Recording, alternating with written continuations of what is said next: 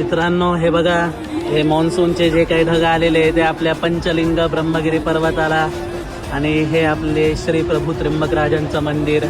ह्या बाजूला मी लहानपणी असं वरती चढून जायचो, इथं बसून आम्ही भेळ वगैरे खायचो. जय जगन्नाथ, जय जगन्नाथ.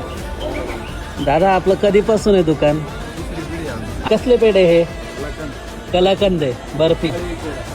उद्या सकाळी येणार आहे पेढा. त्र्यंबकराजाच्या मंदिराच्या तुम्ही दर्शनाला आले की इथं पण नक्की याल, इथं पण खरेदी कराल. आता तुम्ही मंदिरात दर्शनाला वगैरे जात असाल त्यावेळेस तुमचं सामान वगैरे ठेवायचं असेल तर ह्या लॉकरमध्ये तुम्ही ठेवू शकता. हा आहे समाधान, माझा मित्र. जय हो. काय चालू आहे?